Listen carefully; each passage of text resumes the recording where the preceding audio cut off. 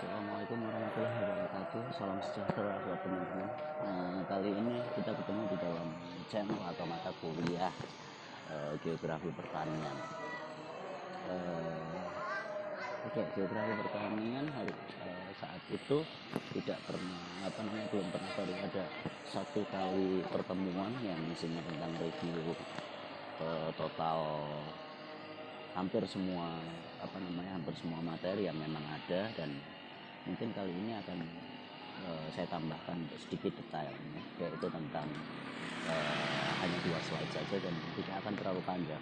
Pertama, tentang aplikasi geografi pertanian dalam arti kaitan sistem dalam sistem geografi pertanian ini adalah ringkasan dari gejala geosfer yang sangat-sangat berkaitan dengan geografi pertanian tersebut.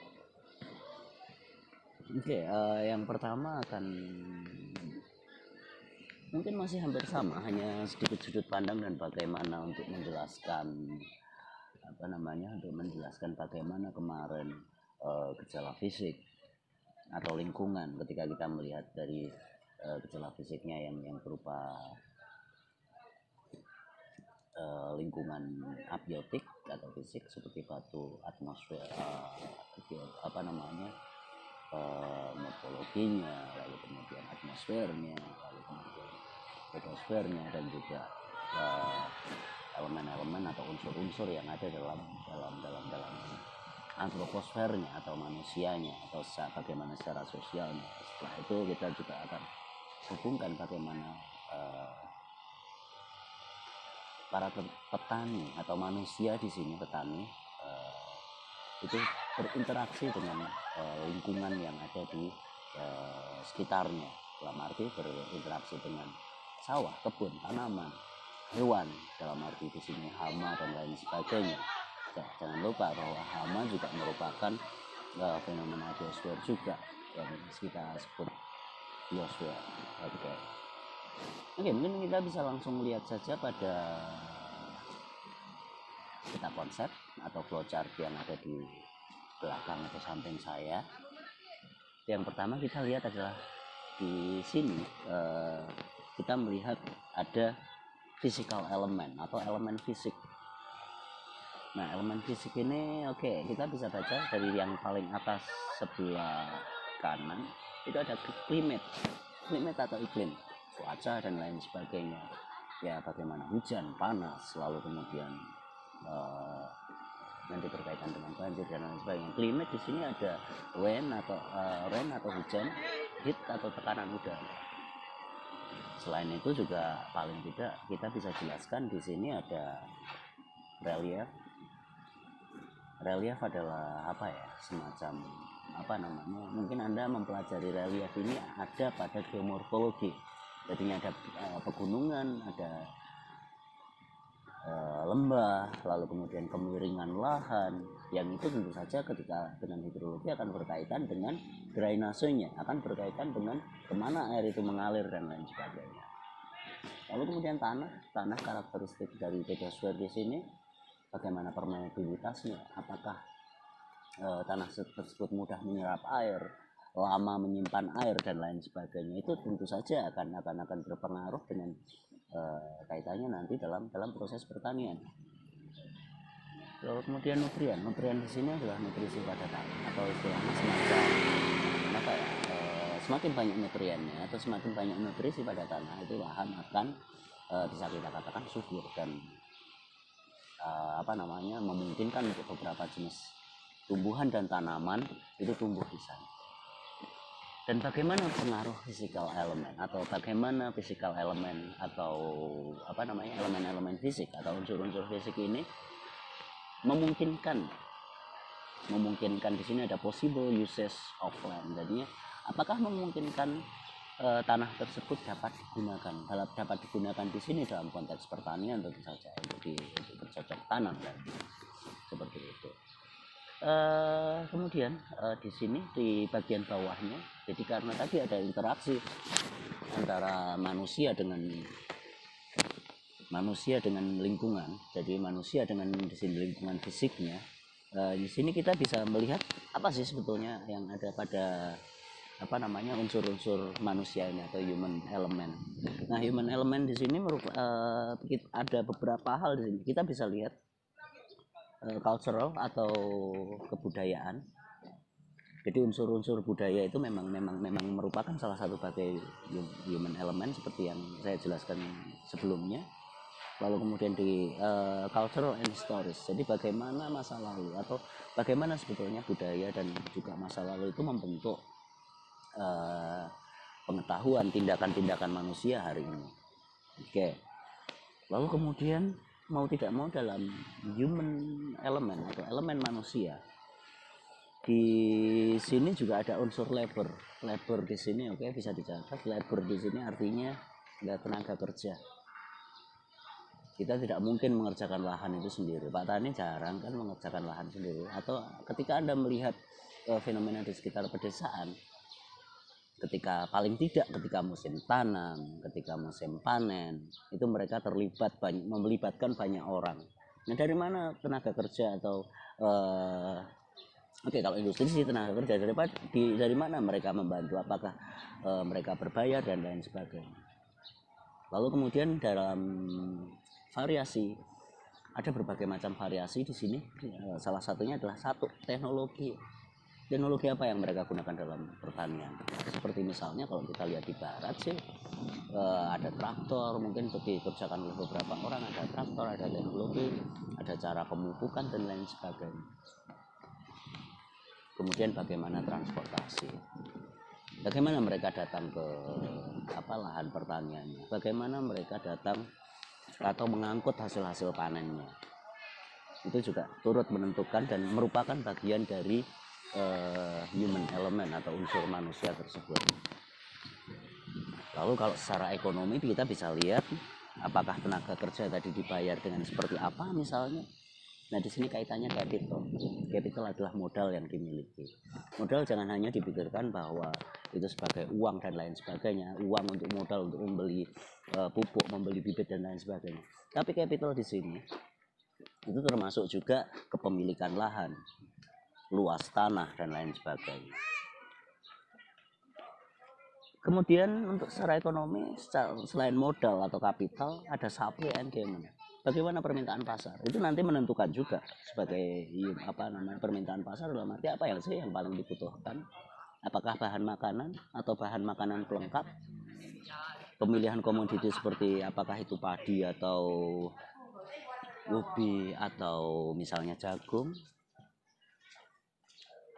Dan dari sisi unsur manusia, ini adalah salah satunya unsur institusional.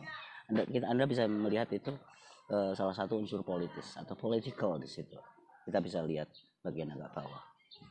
Government atau istilahnya bagaimana kebijakan pemerintah. Nah, kebijakannya itu policy. Bisa kita lihat di sana. Oke, ketika human element dan physical element ini bertemu,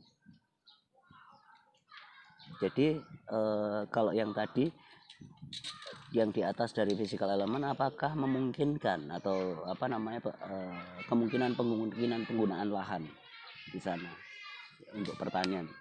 Lalu kemudian dari elemen manusianya di sini ada crop and livestock. Jadi apakah yang paling memungkinkan itu kita akan memilih tanaman apa atau komoditi apa. Crop di sini hasil panen, livestock di sini kaitannya dengan persediaan makanan atau bahan pangan yang dihasilkan oleh hewan atau peternakan.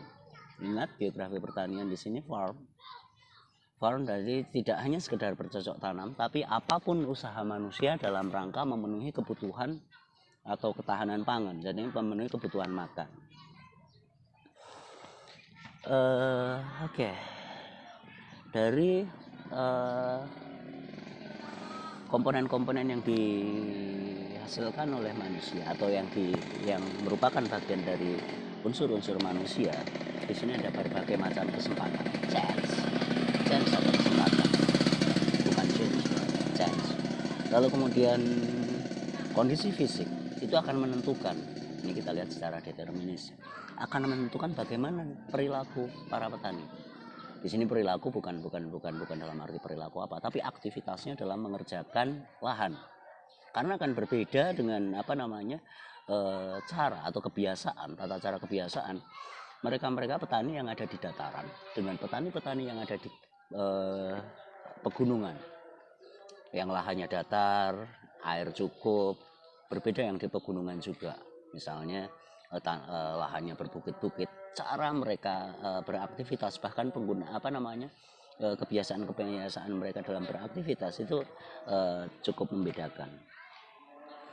Setelah kemungkinan bagaimana caranya menggunakan lahan, lalu kemudian bagaimana penggunaan lahan dan komoditi yang akan dipilih itu tadi, itu akhirnya antara kebiasaan dengan kesempatan itu menciptakan decision making proses atau proses pengambilan keputusan apa yang akan dilakukan. Dan pengambilan keputusan itu dipengaruhi oleh dua hal, dalam arti di sini inovasi, penemuan-penemuan dalam bidang teknologi mungkin, atau cara-cara tertentu, atau istilahnya ilmu dalam bercocok tanam dan lain sebagainya. Apakah terjadi innovation, atau yang paling bawah terjadi stagnasi atau tidak? Stagnasi dalam arti di sini seperti misalnya yang pernah diceritakan oleh David Grigg, bahwa di belahan bumi selatan, di Asia dan juga Afrika, itu mengalami stagnasi dalam pengetahuan pertanian dan juga teknologinya selama 3.000 tahun. Masih ada selama 3.000 tahun mereka bercocok tanam masih dengan cara yang sama. Berbeda dengan di Eropa. Sebelum waktu 100 tahun saja sudah terdapat perubahan-perubahan, misalnya seperti mekanisasi yang dulunya masih manual sudah mulai menggunakan traktor, terutama pada saat revolusi industri. Itu perubahannya cukup pesat dalam bidang itu. Jadi terjadi berbagai macam inovasi. Lalu kemudian di sini apa yang diputuskan atau proses pengambilan keputusan itu kita bisa lihat setelah decision making proses tersebut, kita bisa melihat pattern of farming atau pola